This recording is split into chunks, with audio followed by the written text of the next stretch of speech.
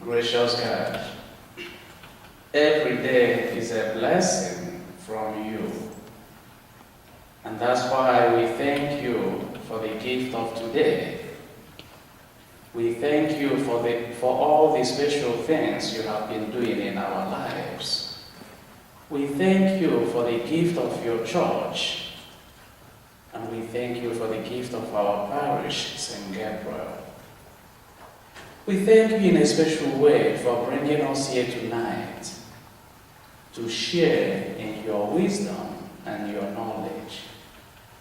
We pray that you guide and direct our guest speaker tonight, that he will be able, through your grace, to nourish each and every one of us here tonight, so that we will continue to grow in your wisdom. Good God, we ask that you bless every word that will come from his mouth. Bless all of us here. Open our ears and our hearts that we will be able to take these words and put them into practice in our everyday life. May we continue to be the people you created us to be, so that on the last day we will join the angels and the saints in singing your praises in your heavenly kingdom. This we ask through Christ our Lord. Amen. In the name of the Father, and of the Son, and of the Holy Spirit. Amen. Thank you, Father Jonita. Many people have asked us, what is the Vanguard Lecture Series, and what is the purpose? Basically, the purpose of this series is to reignite our Christian faith and moral values. One solution is by bringing role models forward to have opportunities to speak before people such as yourselves. Please join me in giving a warm McKinney welcome to tonight's Vanguard Lecture speaker, Dr. Michael J. Norman.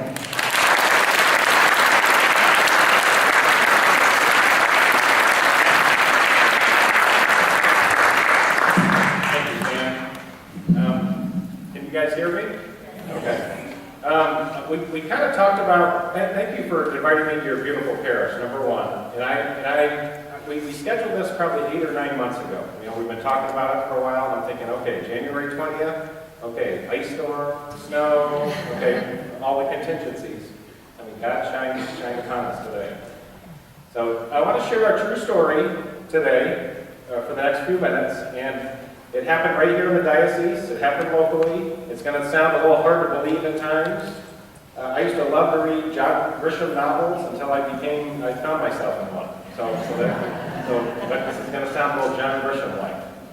But I want to set up the talk tonight with a passage from Acts. And it's Acts chapter 12, that the Christian church was starting to face persecution. You know, everything was going so well, and King Herod was definitely beginning to crack down on the Christian church. So it's Acts chapter 12, verse 1 through 11. It says, about that time, King Herod laid hands upon some members of the church to harm them. He had James, the brother of John, killed by the sword, and when he saw that this was pleasing to the Jews, he proceeded to arrest Peter also. He had him taken into custody and put in prison under the guard of 4 squads of 4 soldiers each. He intended to bring him before the people after Passover. On the very night before Herod was to bring him to trial, Peter, secured by double chains, was sleeping between 2 soldiers. While outside the door, guards kept watch on the prison. Suddenly, the angel of the Lord stood by him, and a light shone in the cell. He tapped Peter on the side and awakened him, saying, "Get up quickly." The chains fell from his wrists. The angel said to him, "Put on your belt and your sandals." He did so. Then he said to him, "Put on your cloak and follow me." So he followed him out, not realizing that what was happening through the angel was real. He thought he was seeing a vision. They passed the first guard, then the second, and came to the iron gate leading out to the city, which opened for them by itself. They emerged and made their way down an alley, and suddenly the angel left him. Then Peter recovered his senses and said, "Now I know for certain that the Lord sent his angel and rescued me from the hand of Herod and from all that the Jewish people had been expecting." And I love starting with that, just as a setup for the talk tonight. I know that's 11 short verses, but we could probably begin a 6-month scripture study, just pulling the themes out of that easily. But for tonight's talk, I want to focus on 4 themes. And it's 4 yeses that Peter gave to Christ. 4 big yeses, really what it's like. And the first yes Peter gave was to suffering. Accepting the cross God was asking him to carry. Everything was going so well in the ministry was flourishing, there were converts coming in by the day. If there was ever a time to question, why was it seemingly coming to an end, it seems like that would have been it. But Peter didn't question. He said yes to the suffering. Iron chains on the wrist, shackles on the feet, cell door, iron gate to the city, 4 squads of soldiers, just no human hope.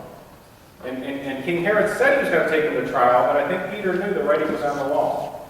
But he said yes. He said yes to the suffering. And the second yes Peter gave was to trust. Just trusting in God's love, trusting in his promises, and trusting that his promises were real as through the angel. And he said yes to that. Thirdly, he said yes to courage, just defeating his fear, standing for truth and justice, having the courage to take that first step in faith. Who knew how many more soldiers would be outside the prison? But Peter said yes, and he took that step with courage, and he followed the angel. And then finally, Peter said yes to surrender, just accepting God's grace and allowing God to lead him. And God led him out into freedom. The shackles fell from his feet, the chains fell from his wrists, and he was led to freedom. So I want to stop there a minute. I want to ask you a couple of questions. And first of all, probably in these last 20 months, I would say, in the United States of America, who knew we would be where we're at right now in terms of the religious liberty infringement and what kind of the erosion of what's going on? How many of you feel we're taking a tiny step closer to Christians really facing persecution again? Just by living your faith, and maybe even imprisonment. I mean, it's scary. It's speeding up. And our God-given right to religious liberty, not man-given, our God-given right to religious liberty is being reduced to freedom of worship. They're going to tolerate us for an hour on Sunday in the 4 church walls, but we're being asked to check our faith at the door. We're being asked to shut our mouth the rest of the week, and increasingly in many, many different ways. And then secondly, I'd like to ask you, despite the 2,000-year nature of this passage, and I'm not talking symbolically, I'm not talking figuratively, I'm not talking metaphorically, I'm talking literally, how many of you still believe that God can directly intervene in human events just like he did back then, 2,000 years ago? Oh, good. Okay. Now May 1st, 1997, I don't know if my hand would have gone up. I would like to think it would, but I don't know. Does anybody remember where they were May 1st, 1997? I hope you don't, because normally it's for negative reasons. Unfortunately, I remember where I was. I had awoken from a nap with my 3-year-old daughter, Madison, walked out into the kitchen of our home to a phone message on our kitchen counter my wife Laura had taken while I was asleep. And this phone message was from a criminal investigator of the IRS. You think we're going to go in a good direction? We're going to kind of depart a little bit. I was actually expecting his call. And he was actually conducting an investigation of some employers that I had worked for. And just a little background, I'm a chiropractor in Carrollton, and right when I got out of college, I opened my own practice, and then I had 2 off days a week. And I found this tiny ad, classified ad in the paper. And I applied, and I began to work part-time in this clinic on my days off, twice a week. The perfect part-time job. I mean, I was paid by the hour. I inherited my staff, no staff worries, no paperwork. All the paperwork was done for me. I could just go in there, be the doctor, take care of patient care, and go home at the end of the day. Not a care in the world. Just the perfect job. And after a few months, I'm called into a civil deposition. And this was like an accident and injury clinic, this part-time job. So I'm called into a civil deposition, seemingly to settle some of these accident cases. And I went to a downtown Dallas law office, went to a high-rise law office, walked into the room, maybe a room about 20% the size of this sanctuary, but probably as many people in there, they're all attorneys, you know, so it's a very intimidating room. But walked in there, they began to show me, piece by piece, and evidence by evidence, you know, document by document, that these clinic owners were not who they appeared to be.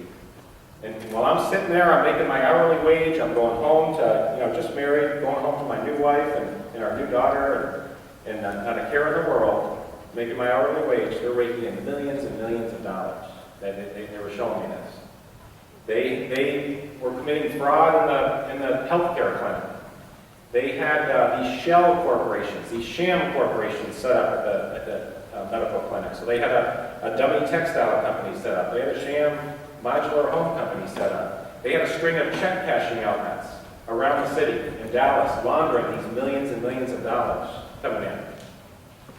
And then they continued to show me information. Guess whose name was all over everything? Everything. And I signed it. I signed a lot of the medical records, you know, but they had a signature stamp on me, and then a lot of it was outright forgery. And so I'm cooperating. I'm cooperating in a major international investigation. They were actually members of the Russian mafia, these clinic owners. And they moved through the Dallas area about 17 years ago. You might have heard about it. It hit the news. They left a tornado in their wake, everything they touched. So I'm cooperating, and you name the law enforcement agency, I'm meeting with them. You know, the IRS, they were kind of heading it up. I was called into the FBI office. I was called into the Dallas Secret Service office, you know, just giving them everything I had on these guys, you know, going after them. And so this is the phone message on my counter that Laura had taken while I'm asleep, and I'm wide awake for my nap now. And I called the IRS agent back, and he's giving me the results of the investigation. And so I get on the phone, and he said, Dr. Norman, first of all, I want to thank you. You were there every step of the way for us. You cooperated fully in this investigation. We could not have gone after these guys without you. You were truly there for us in every way. And I kind of have to make a small confession right here. Because for a split second, the thought did go through my head. Okay, am I going to get one of those shiny medals and go to Congress? You know, just for a second, it went through my head. And he said, however, Dr. Norman. And usually after the word however, it's not going to be good news after that. He said after speaking, talking it over with the U.S. Attorney's Office, he and I just can't justify leaving you out of the indictment. It's coming down in 2 weeks. And I said, what? You know I'm not part of this. You know my involvement. I'm not part of these guys. I've been cooperating every step of the way. You know I'm not a part of this. Why? Why am I going to get indicted? What's going to happen? I don't want to go to jail. What's going to happen? And he said, well, you can come down and plead guilty right away, or you're looking at a minimum of 10 years in prison. And he kind of said that with a chuckle, and then his end of the phone hung up. And that's all I recall. My end of the phone hung up, and I think I took 3 steps over into a living room couch, and for 3 days, the only thing I remember is just a ceiling fan going around my living room ceiling. That was my May 1st, 1997. Just completely over. It's just dark. And I'm in a downtown law office a few days after this. We're trying to get an attorney to take pity on us and take our case. We had no money. We're just starting our family. We're asking an attorney to go up against the U.S. government. And I remember they left me alone in this high-rise law office in downtown Dallas in their conference room. And I remember walking over to that plate glass window and just looking down at the street of downtown Dallas. And you absolutely could not have convinced me why I still should be living at this point. I mean, just completely over. It was dark. But 2 weeks went by, no indictment. You know, he said it'd be 2 weeks. 2 months went by, no indictment. And then 2 years went by, no indictment. And it was actually 28 months before we definitively heard anything. And we got threatening phone calls every now and then, but actually 28 months. And I can only explain this period, it's like a miserable, miserable limbo state. You know, they've got you in the hangman's noose, but they won't pull that trap door. And you can't plan for the future. You really can't celebrate the present. I remember walking out of my house in the morning and look up and down the street to see if today was going to be the day, to see if anybody's waiting at me. But what happened, as miserable as that 28-month period was, and I didn't see it this way then, I definitely see it this way now, and then shortly after this I saw it this way. But that 28 months was the greatest gift God ever gave myself and my family. And what happened is I just started to seek out why. You know, why was this happening? Why was my family being destroyed now? I didn't do anything to deserve this. Why is my whole life being destroyed? I just started seeking out why. And it took the form of books, reading hundreds of books, visiting churches. I actually fell into the New Age movement for a little bit. I'll kind of tell you about this. This was kind of weird. But this New Age group, it was actually a psychic healing group. And we met in these people's living rooms, you know, and we read these psychic readings, and then we kind of meditated. You know, tried to solve the world's problems with that. That's when my wife, then Protestant evangelical wife Laura, saw me just becoming a religious nut. Just going off the cliff. And she said, Mike, why don't you go see a priest? And an assistant pastor started in a parish very near our home. The minute I walked across Father John's threshold into his office, I started to get all these answers that I was seeking. I started to answer the question why, you know, that this was happening to me. And I didn't know at the time, Father John, in his wisdom, was taking me through a methodical catechesis. He was kind of laying the building blocks of the Christian faith, you know, in my life. And he started with our beautiful, beautiful Catholic theology of suffering. That when you think about it, nobody else on earth can answer this question. Nobody. That we're all going to be given a cross in this life, on our walk. And it's okay. We don't need to run from it. We don't need to avoid it. We don't need to wish it away. But as we embrace our cross and carry it with strength and courage and dignity, we begin to receive this beautiful gift of His grace. We're just filled with it.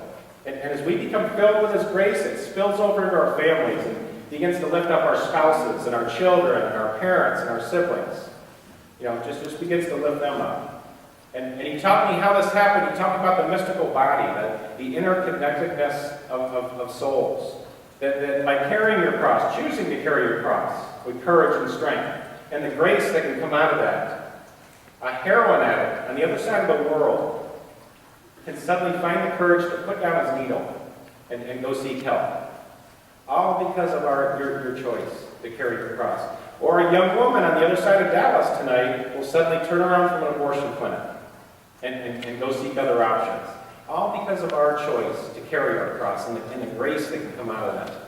And he said we're never ever going to know the implication of our choices and the ripple effect and the people that it went out and touched in this life until the end of time.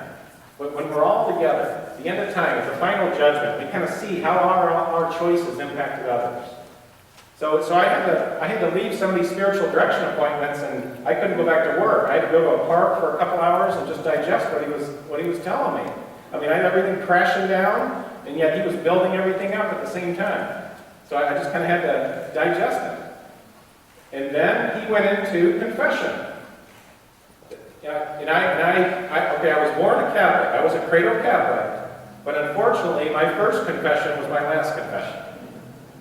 And so I prepared, I came in, I had to drag Father John through the mud of my high school and college years. I was afraid his ears would turn red and fall off or smoke would come out of them or something.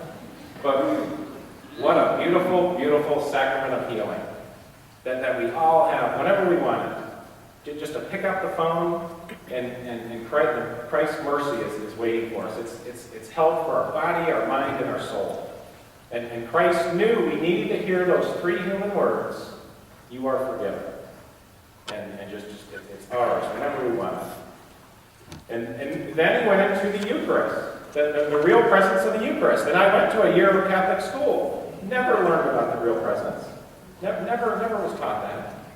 And then he went into prayer and meditation, Christian prayer and meditation. Remember, I came out of the New Age group. Remember the we had the New Age meditation going, and that was kind of an emptying of yourself into nothingness, and then you focus on that. Usually it was me, in the New Age group. He taught me about Christian prayer and meditation, completely 180 degrees different. So instead of emptying yourself, you're filling yourself with the ideals of Christ. And then Christ will point you to others, to lift up others with your life, instead of the me of the New Age. So we're almost at the end of this 28-month period. And I couldn't sleep one night. And I decided to leave Laura sleeping for once and let her get a good night of sleep. Walked into a front room in our home. It's probably about 2 o'clock in the morning. And it was a full moon night this particular morning. And I sat on the bed, I got my rosary out, I sat on the bed, and I was facing these big arched windows. And this full moon was just coming in these arched windows this particular night. So I'm sitting in the moonlight just praying my rosary. And I remember turning around just in time to see Laura bolting out of the room, shutting the door behind her. And I said, Laura, you come in here when I'm praying. It's okay, you come in here. She said, Mike, come on here. And I go out there and I said, you come in when I'm praying. It's okay, I don't mind. She said, Mike, your room's full of people.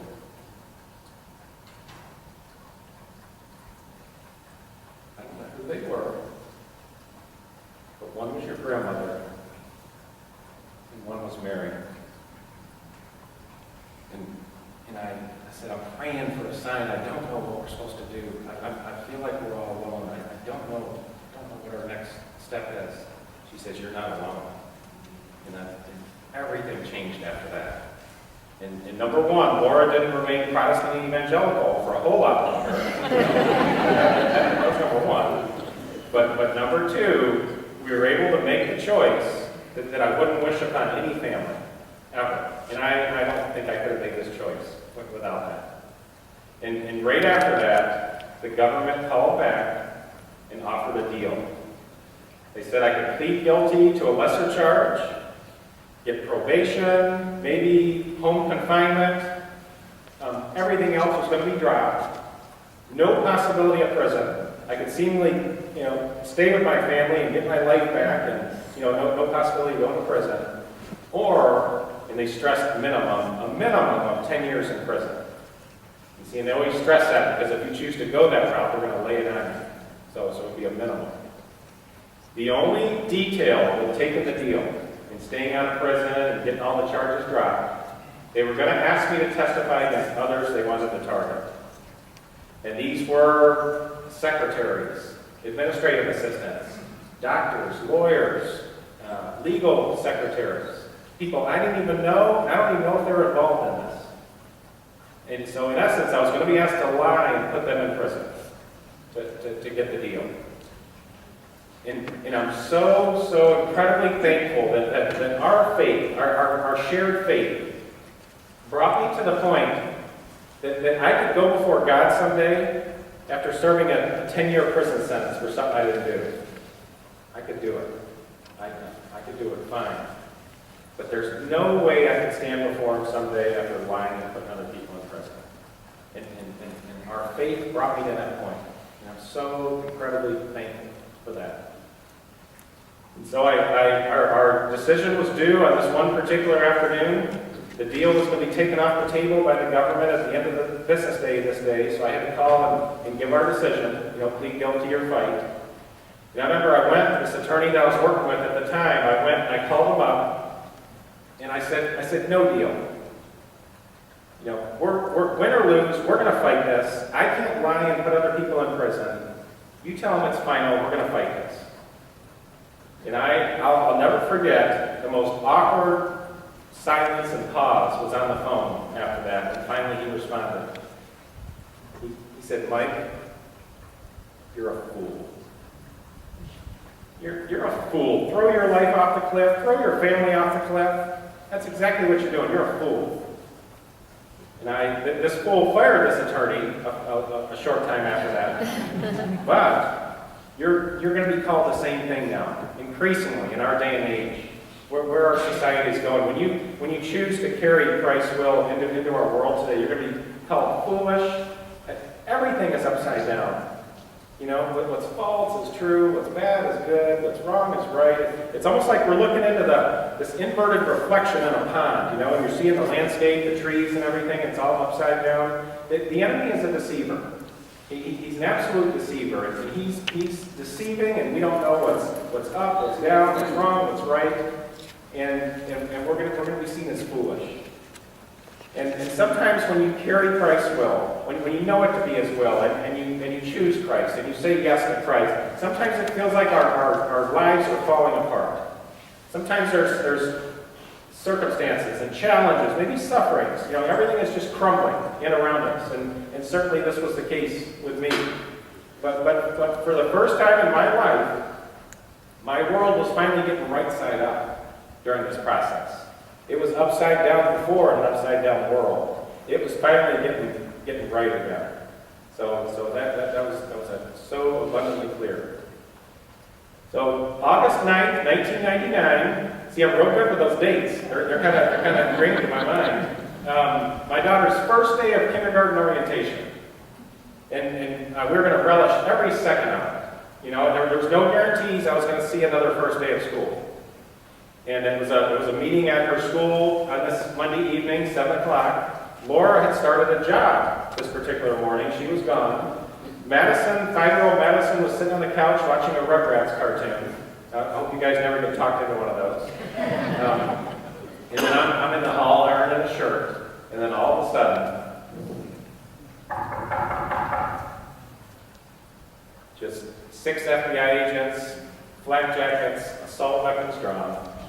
Storm in the house. First one gets me face first into the wall, I'm handcuffed, and then the rest comb through the house. And it's payback time. It's payback time for not taking the deal. And what normally happens in a white-collar crime or a white-collar defendant, they give you what they call voluntary surrender. You know, just kind of a common courtesy. You and your attorney show up at 3 o'clock, turn yourself in. This was payback time. And they wanted to put Madison into custody, put her into social services for the day. And I'm so thankful they let me call my mother-in-law to come and pick her up and take her. But as I'm handcuffed, I'm in the back of this car, I'm going down to federal prison. I remember saying, just to myself, silently, I remember saying the 23rd Psalm over and over and over again. The Lord is my shepherd, I shall not want. The Lord is my shepherd, I shall not want. And I probably said it 40 or 50 times, over and over. And I can only explain the most incredible feeling of peace came over me at that time. This wonderful, wonderful feeling of peace. And you guys may have experienced this. It's almost like God extends you a temporary respite from the pain. If you're going through a traumatic situation, He just kind of lifts you up out of the pain temporarily and lets you get a breather. And I felt like I was looking down at the scene of my life that day as this was happening. And this feeling of peace lasted while they put me in a personally selected prison cell with murderers and drug dealers and organized crime figures. This peace lasted while I had to meet with a magistrate judge, you know, where they set your bail and decide to let you go or not. This peace lasted while I met with a probation officer, who I now have to check in with once a month. And then this peace lasted all the way until I got home. This was all in one day. Guess what I got home just in time for? The kindergarten meeting. So I get dressed, I go down to Madison School, you know, meet the administrators, hearing about their field trips they're going to take this year, to Dallas Zoo and everything, and, you know, meeting the teachers and meeting the other parents. And I remember this was a Monday night, like 7 o'clock, about 150 parents there, and I remember turning around that night and just kind of looking at the faces of the parents. I was sitting right in the middle of them. And it looked like they were the most worn, haggard, stressful day in the world. And I'm thinking, you got no idea. I'll never forget that. So the next year, I know we're going through 6 years, and 25 minutes. But the next year, we prepare for trial. We go to a full 3-week federal jury trial that I can't emphasize enough, just no human hope. And that's why I wanted to start with that passage from Acts, where Peter found himself in. There's no human hope. They said that they had a false confession against me. They said that I confessed. There was doctored reports. There was false testimony. See, a lot of these mafia members, when the big indictment came down, they tripped over themselves to get in there to plead guilty first, because they would get the better deal. Whoever comes in first would get the better deal. And then guess who they testify against? When they get their deal. I mean, my eyes were open to a sad part of the system.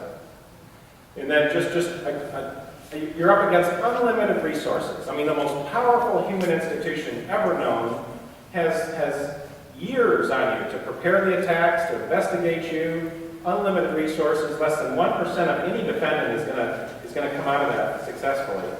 So just no human hope. And I truly felt Christ was asking me to lay down my life for a prison sentence. He was leading and I was following. I was just forcing myself to take that walk. But what happened, the first 2.5 weeks of the trial, they marched witness after witness up after you to testify against you. And it's kind of interesting. They don't outright lie about you. They take a little kernel of the truth and they twist it and contort it to paint you in the worst possible light. So it's very, very difficult to defend against an attack like that. The enemy hasn't changed in 2,000 years. That's the enemy's mode of attack. He'll take a little kernel of the truth, twist it and contort it to use it against you. And so there really was no defense but silence. We just had to be there, be silent and listen. But finally, at the end of this 3rd week, it was finally our turn to tell our side of the story. And finally my turn to testify. And that walk from that defendant's table up to the testimony stand, it's like the longest walk you ever make in your life. It's like a gauntlet, is what it is. And after you take that walk, your whole life is going to be different. Your family's life is going to be different. Those that you love, it's going to affect them. But as I took that walk, I took the first step of that walk, I came face to face with one of Christ's promises that He's promised to every one of us, whenever we want it. That when we know it to be His will, but it's dark. It's dark. There's nothing around us to show us we're going to be successful. There's not a lot of outward hope to show us we're going to be successful. We feel like we're all alone. If we can have the courage to take that first step in faith and say yes to His will, what happens is He joins us, and miracles like you could never, ever imagine begin to happen in your life. Miracles you never would have seen coming. And remember with Peter, an instant, a blink of an eye, and a flash, remember the chains fell from his wrists, the shackles fell off his feet, the cell door opened up. The jury went back and unanimously acquitted us of all charges. And Laura and I walked out of that courtroom, first time in 6 years. This was like a 6-year ordeal. First time in 6 years we were free. And remember when Peter got outside the city and the angel left him? He said, "Now I know for certain that the Lord rescued me." Because when there's no human hope, it can only be the Lord. It can absolutely only be the Lord. And that certainty, after you go through something like this, that certainty is something you're going to carry for the rest of your life. Nobody or no thing will ever be able to take that away from you. And there's no mountain He can't move, there's no door He can't open, there's nothing beyond Him. And then that certainty opens the door to another of Christ's promises, and that's His freedom. The freedom that He wants to share with all of us forever. But He loves us so much, He'll never, ever force us. It's an invitation.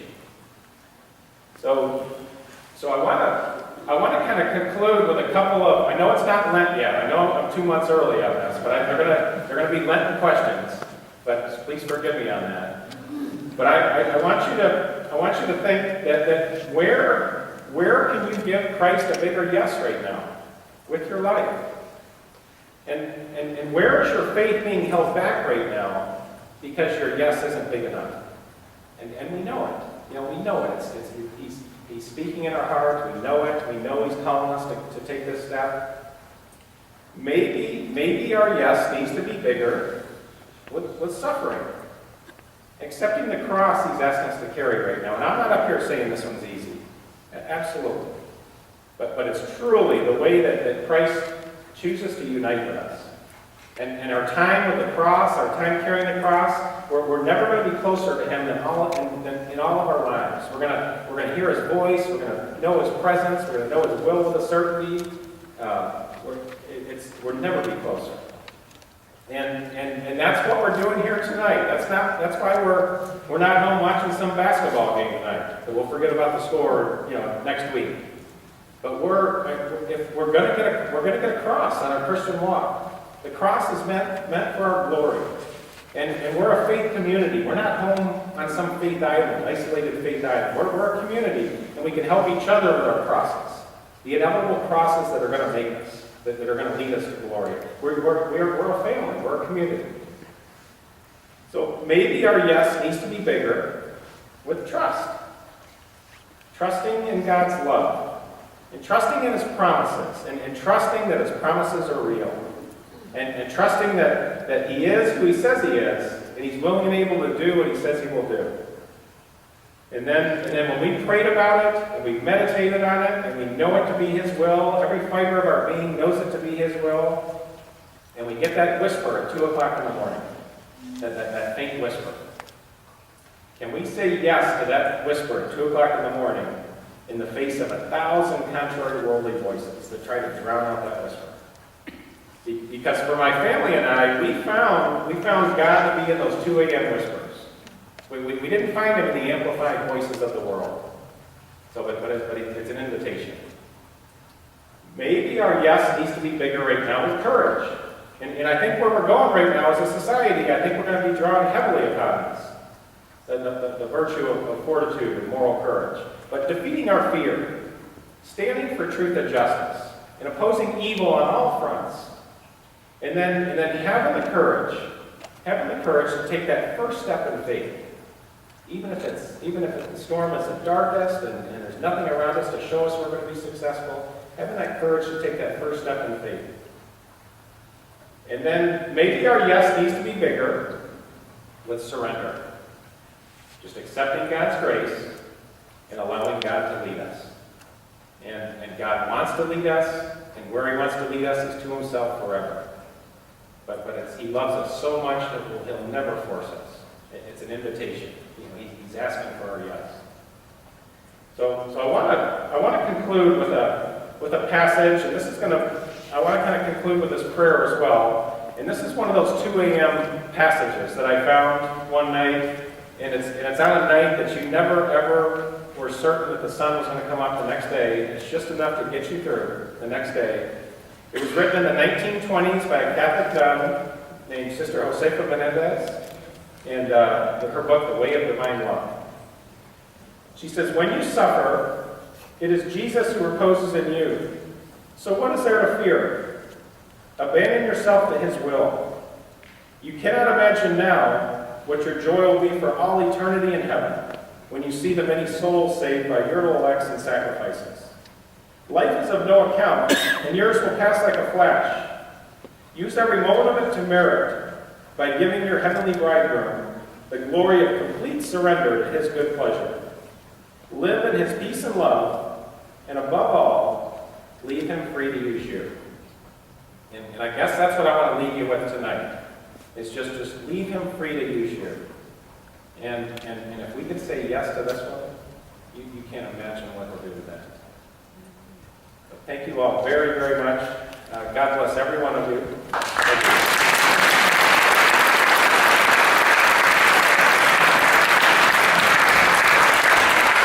Thank you, Dr. Nolan, for sharing your testimony with us. It really is a pretty interesting story. I've heard it now a couple times, and it's almost hard to fathom that something like that could necessarily happen here, for instance, in North Texas. So, at this point, for instance, what I'd like to do, open it up for any questions that people may have, and we can end up having a Q&A session with Dr. Nolan. So, I know you said that that your wife was standing behind you and was doing all of this, but it sounds as if most of the threats were made against you by the feds. Did your wife feel threatened personally by the federal authorities, or was she were you taking the full brunt of that, or were they harassing her? No, we really were caught in the middle. So you had the bad guys and the good guys closing in on you. You had nowhere to go. There was no protection offered to us, for all the cooperation that I gave. They had me sneak back into the clinic after hours and left evidence for them, for these mafia members. So, I was putting Rolodexes in my backpack and copying stuff, but just no protection. I was basically kind of, threatened to cooperate. But no protection at all. But yes, there was a lot of fear. What ultimately happened is kind of like when the light shines down on the cockroaches, they all scatter. That's what these mafia members did. And a lot of them are just 8th grade education. They're very, very smart with setting up this ring. But yet they pled guilty, did the least amount of time in prison possible, and then they theorized probably out doing the same thing again. A different city, different locale.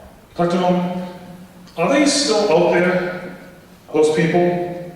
I'm assuming so. Yeah, but I did not follow. Do you have any fear that, for instance, all of a sudden you'll get a knock someday on your door again, it's going to be them rather than, for instance, the feds? No, actually one of the clinic owners of the Russian mafia, he actually turned at the very end of the trial, and they asked him, did Dr. Norman do anything wrong? And he turned against the government. He said, no, he wasn't part of this. So he actually turned. And see, a lot of these, when communism was around, it suppressed all these groups, but when communism went away, all these organized crime groups surfaced and came up to the forefront. And so there's just no, seemingly when you look in their eyes, there's no spark coming back at you. There's no seeming conscience or anything when you're looking at them. But he actually turned. So I don't know if he was punished for that or what. I wanted to ask so your daughter Madison, has seen you through all this when you were going through in the midst of all that, how did you deal with, how much did she know and how much does she know now and how do you feel it's affected her? Gee, that's a good question. How did it affect Madison? Because essentially this was her childhood. And she does not remember anything about her childhood. She just doesn't recall it. But she remembers every second of this day, this particular day, of the agents coming in and storming in the house. And for many years after this, when somebody would knock on her door or ring the doorbell, she would run behind a couch or run down the hall and run into her bedroom. And she's 19 now, but she's still, when the doorbell rings, she has a little flutter of the heart still, So, but what she actually turned into, she's got this incredible mental strength, just mentally strong. And so you kind of see God's purpose in it. It breaks your heart that it was formed because of pain, but they're very mentally strong.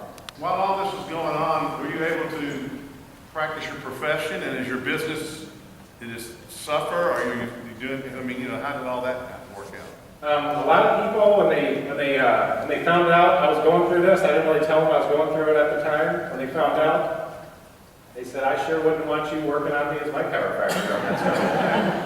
But no, a lot of people just believe the headlines. When you're indicted in prison, it's on page 1 of the Dallas Morning News. But then when you're acquitted, guess what? Page 35A. So a lot of them kind of bought into, if you're indicted, you're guilty. A lot of them left. A lot of people quit taking our phone calls. I was essentially probably just practicing as a hobby, just a diversion for my mind at that point. It definitely hurt my business. And I'm sorry some of those patients came in because my head wasn't in the right place at that time. And Laura went back to work to save our family. So she wasn't working before, and she went back to work, and she saved us. What was the reaction of other family and your friends when you shared the story of Mary and your grandmother, or did you not share it with people for a while? Oh no, I share that with everybody I met, and they just saw. I think the main thing is you judge somebody on their fruits. You know, you judge them on, okay, you know, if they experienced something like that, what was the outcome of it? And they know there's no way that I could have risked going away from my daughter for 10 years and, you know, losing my wife and everything. And it just, you know, I couldn't have done it without that experience, and they know that. You know, so it really impacted them. My father went back to confession, first time since 1959. It was kind of like a ripple effect, our experience. It really went out and touched a lot of people. I kind of talk about the book, the courtroom participants, the stenographer or the court reporter. She was crying so hard, she had tears going down her machine. The jury was crying, you know, the gallery was crying. It just really, really moved a lot of people, right, when this came out. And but yeah, it really impacted them as well. So in retrospect, you were talking about looking back, you see how that was a blessed time, really, in your life and stuff. So in retrospect, what recommendations or thoughts do you have in addition to what you maybe already have said, that if you found yourself, or those of us that maybe, or someone that's in the middle of something right now, how would you do something different, or what would you say you might do differently than maybe what you did to get to this point? Now, knowing what you know now and what you went through and seeing what's really going on during those challenges. The one story I share in the book, I didn't really share it tonight, but I remember the first day on the job in this clinic, and I called a staff meeting, you know, with the staff, you know, in the office, and we kind of made introductions and things like that. I had the most incredible panic attack sitting there. I mean, my stomach turned into knots, my hands grew ice cold, I started to break out with cold sweat. I felt like something was lifting me up out of that chair, telling me to run as far away from that clinic as I could get, and do it now. But what I did is I ignored that. I ignored God's voice within. You know, I ignored my conscience. And I just pushed it back down, and I did not follow that. In time, I learned what that was. I didn't really know what that was, you know, back then. But that's the main thing, is God wants to guide us. We all got here with a GPS system in our car. God is guiding us with His GPS system. You know, and that voice gets louder and louder and louder as we embrace the sacramental life of Catholicism. You know, so much so that the inner voice is more powerful than all the outside voices. So that was my big mistake. And the entire 6 years of my life could have been changed at that point if I listened, you know, and got out of there. It was like a light descending into a dark, dark evil. And just, you know, I was being pushed to run away from that, but I didn't listen. After going through that, how do you keep from being cynical about our legal system? I mean, you know, with your children and your children's children, I mean, you know, supposedly we have the greatest legal system in the world, and yet this horror story, how do you keep from being cynical, and how do you keep from other people being cynical? You know, I mean, I don't have a good feeling about our legal system after this. Yeah. You know? Because I found Christ, and I truly, truly found Christ, and I saw behind this veil just a tiny, tiny bit, and it was worth everything. And at the very end of the trial, after I was acquitted, I walked out of there. I was walking out of the lobby. Me and my dad were standing in the courtroom lobby. This guy made a beeline toward me from far across the other end of the lobby. And I turned around. It was the IRS agent, you know, that headed up the investigation, that started that phone call on the kitchen counter. And he said, "Dr. Norman, I'm sorry. I'm sorry for us having to meet this way. I'm sorry we met under these circumstances. I really hope in the future we can meet under better circumstances. I'm sorry." And then he just kind of walked away. But I have no ill will whatsoever for him. And that's our faith. Our faith can do that to us. You know, and there was absolutely no ill will. So they pushed my whole family to a greater place, through a greater door. So that's kind of where my focus is. But we're still, you know, financially, we're still digging out of a hole. You know, this was, you know, going on 15 years now. You know, so there's a price to pay for following God's will too. You know, If you want to keep up with the information that we have relative to our next event, you can do it a couple ways. You can do it, for instance, on the St. Gabriel website. That's stgabriel.org /mango. or you can end up looking at us on our Facebook page under the Mango Lecture Series. Again, thank you for coming. Our next event, although it's not sponsored necessarily by the Mango Lecture Series, it ends up being St. Gabriel's Missions. Plan to attend the St. Gabriel Mission with Father Larry Richards on February 24th through the 27th. Again, thank you for coming, and have a safe ride home.